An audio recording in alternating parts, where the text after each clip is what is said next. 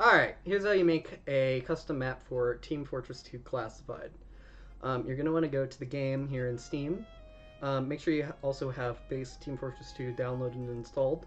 Then you're going to right click on it, go to Manage, browse local files, and then we will go here. Now, Team Fortress 2 Classified does not come with the original base version of Hammer. That is fine because Hammer is used by basically everybody nowadays. So I'll be teaching you how to install it. So basically what you need to do is you need to look up Hammer++, and it should be the first listing. If it's not, you can also use the link in the description. Just make sure it's from this person specifically, make sure it's proper and all that. Anyway, the version that you will want to install, since there isn't a Team Fortress 2 classified specific version, is Team Fortress 2. I already have this downloaded, but I'm going to download it again just for example. And then once you extract it, you will have this. You may recognize that lines up with this directory in Team Fortress 2 Classified. And that's basically what this says, I'm pretty sure. Yeah. So all you need to do is drag this bin folder into Team Fortress 2 Classified. I already have all the files in here, but I'm going to replace them anyways. You won't. Well, it's mad at me because I already have Hammer++ open, so maybe I won't do that. But just make sure you do that, move all the files in there, and then you'll come into the bin binary folder, go into x64, and you will find Hammer++. Now, before you boot it, I don't know if this already works without it, because I didn't actually check if this file existed before I ran it, unfortunately. But you should probably run hammer tf2c setup.bad. Basically what it does is it just writes the game config file that Hammer uses to know the details about all the stuff in the game and all the values you can set. It copies it into the folder where Hammer++ is going to be. And it should just say that. And then once that's done, I believe that's this actually that it outputs, and we should be able to just boot Hammer++. And I'm gonna ignore that for a moment. And just if you want to double check that it actually is the correct version, you can go into options through tools, and you can see here it says Team Fortress 2 Classified specifically. And so now what I'm going to do is teach you how to make a very, very basic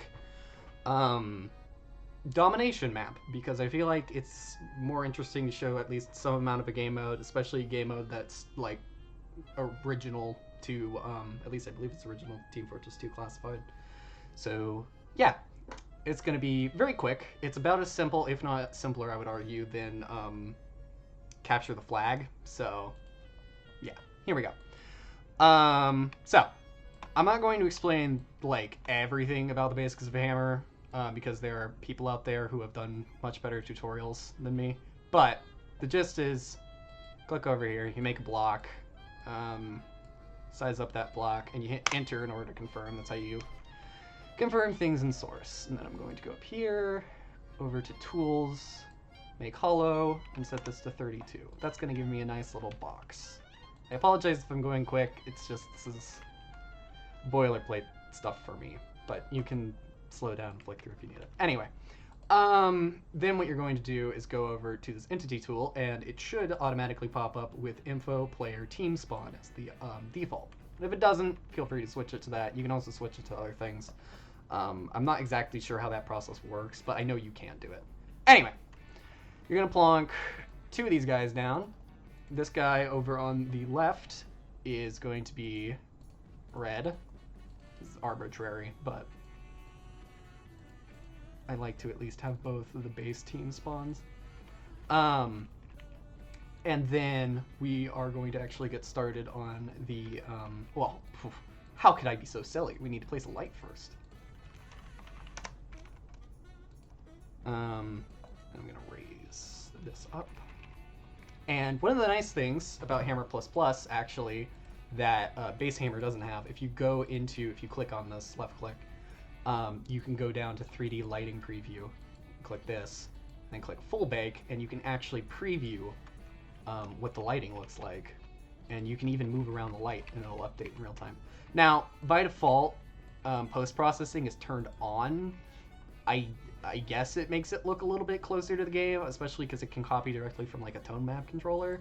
But I find that, I believe it's the bloom causes flickering sometimes when I'm in the editor, and it's very annoying to me. So I personally turn it off.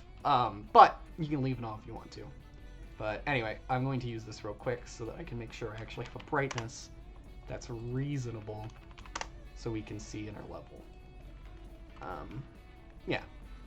We could also make it like a skybox and do a whole environment light thing, but for the sake of simplicity, I'm leaving that out today. You can find less tutorials for that, though.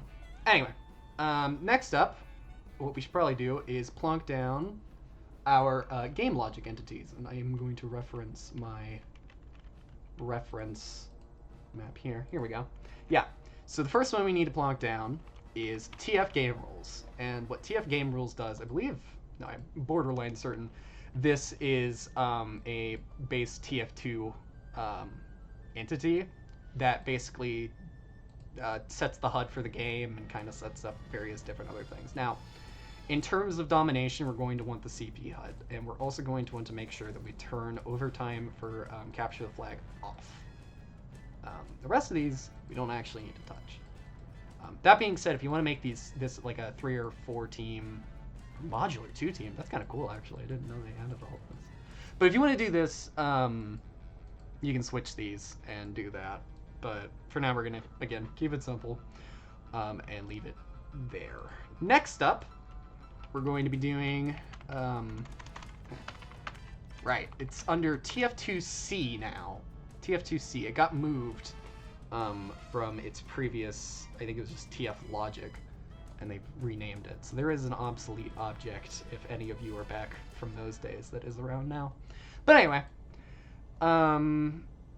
this all is good from default. So good news there, you don't really need to touch anything. If you want to, you can, but you don't need to. And last but not least, we're going to add our team control point master, which is going to keep track of and control all of the control points that we have in domination. And if you don't know how domination works, brief explanation is just that you score zones in order to capture points, and you also can kill players in order to capture points. That's the best way to describe it. It has a few more mechanics than that make it like actually justify the name domination, but anyway. Yeah, and the only thing we need to do here is we need to restrict both teams. Presumably this also means all teams, but both teams from winning by capturing all of the points. I guess if that's a mechanic that you want in your domination map, you can, but yeah, in the stuff that I've seen, it's generally off. So there you go. But anyway, finally, believe it or not, we still need to do one more thing, or else the game is still going to crash. I believe technically all you need in order to actually get the game to boot is literally just CTF HUD and like game rules, and that's it, and like some spawn points. None of this, but anyway, we're keeping it interesting today. So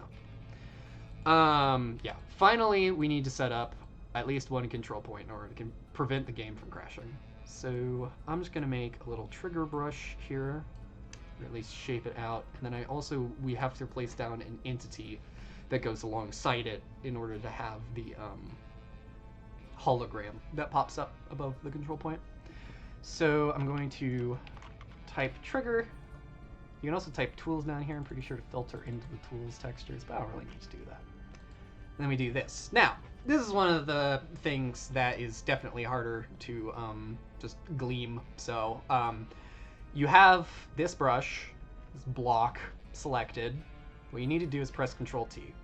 Control-T turns it into a block entity, which basically means, or brush entity, which basically means that it's a field of space that acts as an entity, I guess. I don't know. Think of it like, if you know Thinkers from Doom, it's kind of like that, but I don't know how helpful of an example that is. Anyway, what we need to make this is a trigger capture area. And then we need to place a team control point. Team control point. Just place that down. I don't need it to be perfect. And yes, what we need to do here is set the name that will be printed on the HUD. And what we also need to do is give it a name. Control point A. And then the last thing we need to do is go to control point here on the trigger capture area, and then you can just click this pipette, or you can click from this drop down and then click on that, and boom, we are all ready to go. This is everything that you need in order to make a basic map in hello folder in base Team Fortress 2 Classified. Yeah. And now we will get into compiling it here in a moment. Yeah, so I just saved the map file real quick. I made a little folder inside of my maps. You could also use like the custom thing. Like I know I named my folder custom, but it's not actually like the custom folder that exists in the source engine. But I was having issues getting it working, and I don't really know how the files are supposed to be laid out. So this is what I'm doing. Either way, it doesn't really matter where you save it. So that's good news. Yeah. So now that I have it saved, we are able to compile it, which we can do by hitting F9. Now, one thing that is going to save you a lot of time is the command flag hijack. And I know it sounds like you're doing something terrible, but all it does is if you already have an instance of the game running, it will grab that instance and load up the newest version of the map. So you don't need to constantly be restarting your game, which is really nice. And yeah, it's great. Anyway, so I'm going to hit OK. It's going to do all of this. Everything should go through fine. If it does not, we'll get into that in a moment. Oh. Okay, well, Team Fortress 2 Classified really didn't like it, so I'll just give it another shot just to see if it was a source fluke.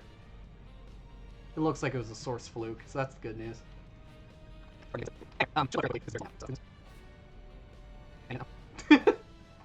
There we go. And welcome to Dom Crash Course, I guess, if you want to call it that. Yeah, as you can see here, there is a little bit of a shadow coming off of the hologram, but I suppose that wouldn't be visible through like the other prop that's also supposed to cover it, so I guess it really doesn't matter. But I don't know, maybe that is intentional. Anyway, you can also see it says no capturing at this time, which means that we actually do have our trigger zone set up properly, which is great. And everything works. You can see I can walk into this, it captures. You can adjust all of the capture time and stuff like that on the actual trigger brush, I believe. Either that or it's the point. But it's one of those two. And you can make as many points as you want. And yeah. Have a blast. Oh, one last thing. The Interlopers Compile Analyzer. If you run into any issues with the map compiling and you don't want to dig through the error log, you can use this. It's very good at detecting all these little things. So yeah, I will also link that in the description.